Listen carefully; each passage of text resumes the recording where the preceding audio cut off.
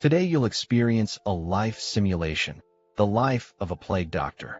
In 1340, you were born into an apothecary family in Florence, Italy. Your father ran a small pharmacy near the Ponte Vecchio, selling herbs and ointments. You grew up helping in the shop and learned the names of hundreds of herbs. Florence was the most prosperous city in all of Europe, and no one knew a devastating disaster was on its way. At 12, your father sent you to study under an old doctor. The old doctor was named Marco, over 60, bald, with a terrible temper.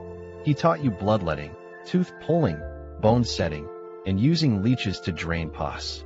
He said the most important thing in medicine isn't skill, it's courage. You must dare to look at what others won't and touch what others won't. You thought he was trying to scare you, but later learned he was telling the truth. In the spring of 1348, a strange disease appeared in Florence. First the port sailors, then dock workers, then entire streets. Patients developed egg-sized black swellings, burning fevers, and died within 3 days. The air was filled with the stench of decay. After seeing the first patients, your teacher Marco turned deathly pale.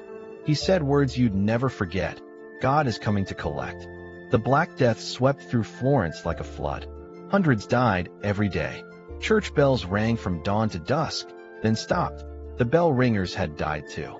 Bodies littered the streets, and no one dared collect them. Wild dogs gnawed on dead men's fingers. You saw a mother sitting on the street holding a child dead for 2 days, humming a lullaby without stopping. That image would haunt you forever. Your teacher Marco was one of the last doctors still treating patients in Florence. Most doctors had either died or fled. He said a doctor cannot run. If you run, you don't deserve to be called a doctor. But he fell too. You kept watch at his bedside for 2 days, watching those black swellings grow from his armpits, watching him transform from a stubborn old man into a shriveled corpse. Before dying, he grabbed your hand and said, "Survive. This city needs doctors." After your teacher died, you became one of Florence's few surviving doctors. You began figuring out how to protect yourself. You found a leather worker and had a long bird beak mask made, stuffed with lavender, mint, and camphor. You wore a wax-coated robe, gloves, and hat, covering yourself from head to toe. You didn't know if this could stop the plague, but at least the herbal scent masked the stench of rot. Every day you walked Florence's streets in that outfit, visiting patients door to door.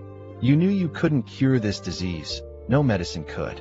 All you could do was bloodlet, apply herbal poultices, and ease their suffering slightly. Most people cried when they saw you, not from hope, but because they knew, when the plague doctor arrives, death follows. Children would scream and run at the sight of your bird mask. The city's cemeteries were long full. The city dug massive pits outside the walls, stacking bodies layer by layer with lime between each. Sometimes you were called to confirm deaths, standing at the pit's edge looking down at bodies packed together like sardines in a tin. You counted. One pit held 600 bodies. Walking back from the pit, you found yourself laughing. Not because it was funny, your nerves had broken. In the summer of 1349, the plague in Florence finally began to wane. You survived. Of the city's 100,000, 60,000 died. Every few steps stood an empty house, a black cross painted on its door. You removed your bird mask and walked empty streets, feeling like you were in a ghost town. You didn't know why you hadn't been infected. Perhaps the mask worked, perhaps it was just luck. You survived, but felt half your soul had died. Post-plague Florence had everything to rebuild. Labor was severely short. Survivors' wages tripled. As one of the city's few remaining doctors, you became a vital figure. The city paid you handsomely to oversee public health. Your first order was to burn all belongings of the dead. No keeping, no selling. Many cursed you for being wasteful, but you didn't care. In 1352, at 32, you married a young widow who had lost her entire family to the plague. Her name was Lucrezia, 22, quiet but with determined eyes. You were both people who had crawled out of hell. No words needed to understand each other. Your wedding was held in a half-empty church with fewer than 10 guests. The priest said this was God's new beginning for the city. In 1361, the Black Death returned. Though less terrible than the first time, the fear was deadlier than the plague itself. The entire city descended into madness. Some claimed Jews had poisoned the wells. Mobs stormed Jewish quarters, burning and killing. You stood up and said this wasn't the Jews' fault, it was a disease. They threw stones at you, calling you an accomplice of the plague. Your head was bloodied, but you didn't back down. The second wave made you realize something. This disease was contagious, spreading from person to person. You proposed an unprecedented plan to the city government. Isolate all patients in a monastery outside the city, away from healthy people. All ships from abroad must wait 40 days in the harbor before docking. Many called you mad, but the city agreed. Later, people called those 40 days quarantina, the origin of quarantine. You took 3 apprentices and taught them everything you knew. You told them the herbs and the mask weren't the most important thing. The most important thing was never to touch patients with bare hands. You taught them to wash hands with vinegar and use fire-heated iron rods to examine swellings. You didn't know why these methods worked, but your instinct said plague was linked to filth. 600 years later, people would call your instincts the dawn of public health. In 1369, the third wave of plague took your son. He was only 14.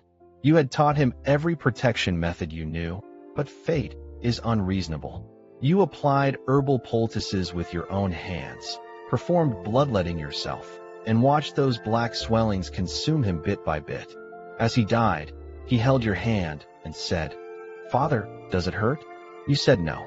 He said, "Then why are you crying? You had saved thousands in your life, but you couldn't save your own son." After your son died, you locked yourself in your room for 3 months. You didn't eat, didn't treat patients, didn't go out.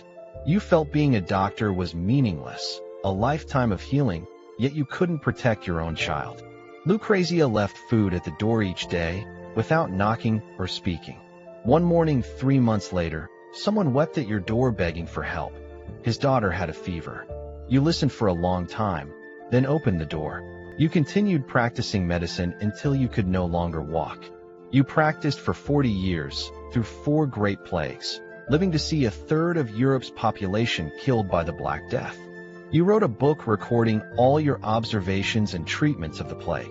On the first page you wrote, "I don't know if this book will help those who come after, but if I don't write it, those who died will have died for nothing." In 1400, you were 60.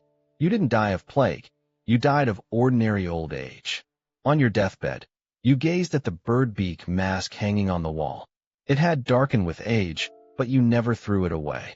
Lucrezia asked if you had any final wishes. You said, "Put my mask together with that book, and leave them for those who come after." Outside the window, Florence's bells began to ring again. This time, not a death knell, but the bells of Vespers.